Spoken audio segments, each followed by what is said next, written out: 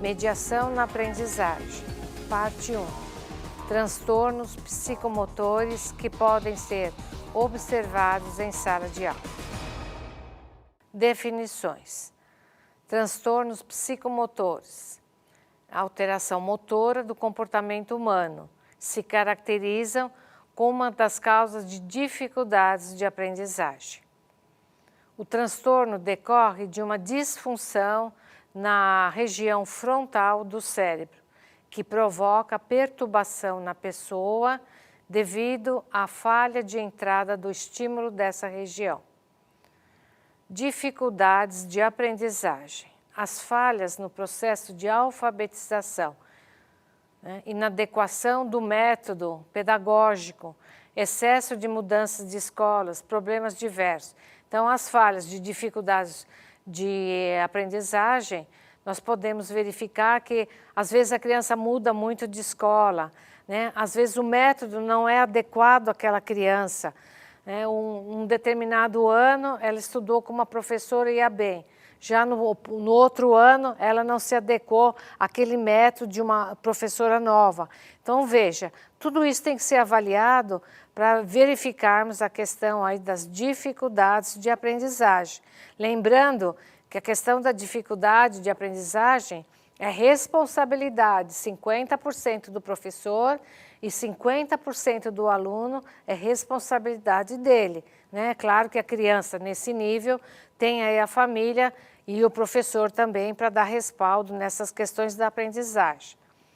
Então, são resultantes de condições neurológicas diversas, como epilepsia, paralisia cerebral e outros quadros neurológicos, deficiência em geral, física, mental, auditiva, visual, múltipla e psicossociais, problemas na dinâmica familiar, estimulação inadequada e outros problemas sociais. Tudo isso pode acarretar em dificuldades de aprendizagem. A criança com a vida tumultuada com relação a algumas patologias que foram faladas há pouco, vai desenvolver essa questão de dificuldades de aprendizagem. Tudo isso tem que ser bem avaliado para saber o que está acontecendo com essa criança.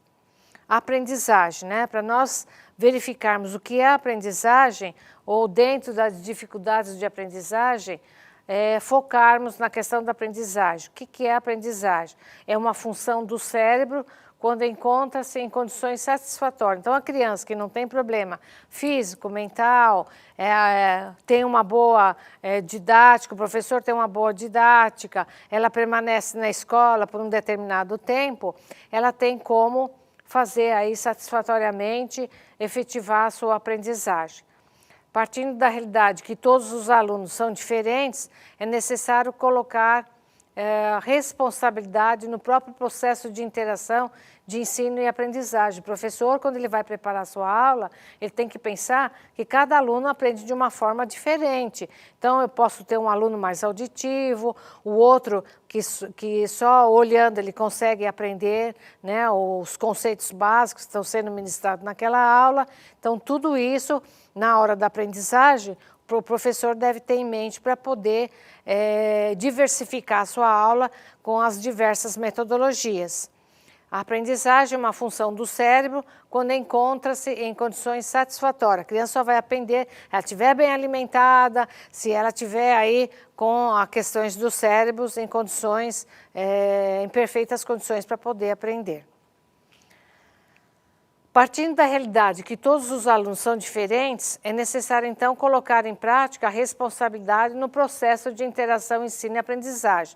As diversas didáticas devem ser colocadas em práticas para que os alunos possam aprender das diversas formas, Então, nós temos aí, hoje em dia, uma série, uma gama de formatos para que as crianças possam interagir, jogos, formar grupos, enfim, as diversas metodologias para que os alunos possam aprender da melhor forma possível. Distúrbios de aprendizagem são caracterizados por disfunção no sistema nervoso central, decorrente de falha no processamento das informações. O aluno não consegue assimilar aquela informação, porque houve aí uma falha nesse processo de informação. A criança recebe adequadamente as informações do mundo externo, porém há uma falha no processamento e armazenamento dessas informações. O professor deve ficar atento, assim como a família e os pais responsáveis, né? Porque o aluno não consegue armazenar essas informações que ele recebe tanto dentro de casa como na escola, tudo isso não está bem processado e ele não consegue lembrar de tudo isso.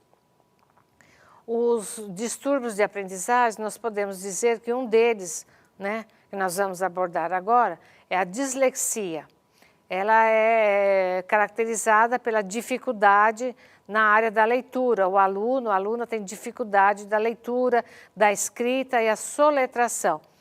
É identificada nas salas de aula durante o período de alfabetização. A criança tem dificuldade. Se fala uma palavra, se fala uma letra e a criança não consegue codificar isso e escrever corretamente uma letra. Então, o professor deve ficar atento com relação à dislexia também, que é um problema muito comum encontrado dentro de sala de aula. É considerado um distúrbio de leitura e se caracteriza pela dificuldade do indivíduo, da criança, com a identificação dos sinais gráficos. Ela escuta, mas ela não consegue identificar qual é a letra, qual é o sinal gráfico que ela deve escrever. Então, os sinais, né, gráficos na hora da leitura, da escrita, soletrar, compreender um texto e pelo hábito de trocar também, né, as letras, né, do alfabeto com relação a isso, também é considerado problemas com relação à dislexia. Inverter letras, né, omitir ou acrescentar letras, palavras ao escrever, tudo isso, né, configura aí a questão dessa dificuldade com relação aí à aprendizagem. Outra questão importante das dificuldades de aprendizagem é disgrafia, né? Grafia escrita. Então, é um distúrbio da escrita, dificuldade no contexto escrito e o estímulo visual da palavra impressa, escrita. A criança tem dificuldade, né, na hora de escrever. O traçado é lento das letras, geralmente ilegíveis. O professor não consegue identificar, ou qualquer pessoa que esteja aí ao seu lado, qual é a letra escrita, né? Uma letra só, ela se tem dificuldade. Para a criança é normal, ela consegue identificar, mas para quem está do lado não é legível. Então, a grande dificuldade nessa área também. Também é denominada de letra feia. O professor, né, mal informado, pode chamar ou denominar essa questão de letra feia devido à inabilidade de rememorar a grafia da escrita, escrever corretamente. Mas ele deve avaliar e verificar se não é um distúrbio de aprendizagem. Outro distúrbio também muito encontrado em sala de aula é a descalculia. É um distúrbio neurológico que afeta a habilidade com números. Crianças que têm aí um distúrbio neurológico. Se isso não for verificado, assim como os demais que eu disse anteriormente, a pessoa vai levar para o resto da vida aquela dificuldade. Então, assim que o professor que tem mais tempo em verificar essas questões pedagógicas, deve comunicar aos responsáveis e eles devem tomar aí iniciativa de procurar um profissional. Faz com que a pessoa se confunda em operações matemáticas, conceitos matemáticos, fórmulas, sequências numéricas, né? Não sabe qual é a sequência dos números, 1, 2, 3, 4, de trás para frente, de frente para trás. Então, a pessoa tem dificuldade com relação a esse segmento aí numérico, por mais simples que ele apareça. Ao realizar uma contagem, quais são os sinais, né, de mais, de menos, de multiplicação, tudo isso é um mundo aí complicador para essa pessoa que tem esses distúrbios.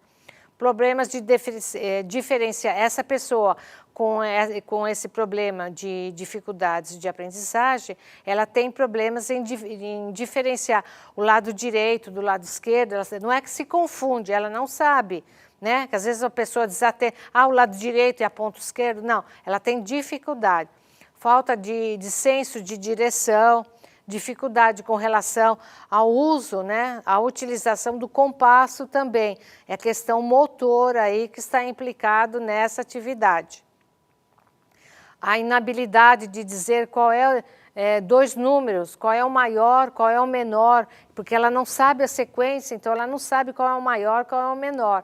Então, para ela, essa dificuldade é muito grande. Atividades que requerem sequência, como etapas de dança. Para nós dançarmos, existe toda uma sequência, né? 2 para lá, 2 para cá. Veja, tudo isso faz parte de uma sequência lógica que nós fazemos. Pessoas que têm essas dificuldades não conseguem fazer isso. E jogos também. Leitura, escrita, sinalizar a ordem direita, esquerda, enfim. Todas essas questões ligadas à coordenação motora. Quanto tudo isso é importante e vai levar para o resto da vida se não houver aí um acompanhamento com relação a um profissional que venha trabalhar nessa área. O TDAH, o que é isso? São os transtornos do déficit de atenção com hiperatividade. Transtorno neurobiológico de causas genéticas. Aparece na infância e frequentemente acompanha a pessoa por toda a vida. Essa questão, hoje em dia, né, se tem uma atenção maior com relação aí às pessoas com essas dificuldades. Caracteriza-se pelos sintomas de déficit de atenção, hiperatividade, pessoa que não é muito ativa, né? Não senta, não é uma pessoa calma, tranquila, tem que estar sempre ativa, faz parte dessa impulsividade, o dia a dia, a frequência aí dessa criança e futuramente, se não houver um acompanhamento, desse adulto também. Quanto isso é comprometedor para essa pessoa e para essa criança. Distúrbios de aprendizagem. É um desafio para os professores, né? Pois se entende, ou a escola, né? A instituição escolar, ela entende como um fracasso escolar atingindo as crianças em desenvolvimento. Mas tudo isso, esse contexto deve ser avaliado, né? É o professor que não está tendo uma metodologia adequada, a criança que pode ter aí um problema orgânico, neurológico, enfim. Então, a avaliação das duas partes deve ser feita.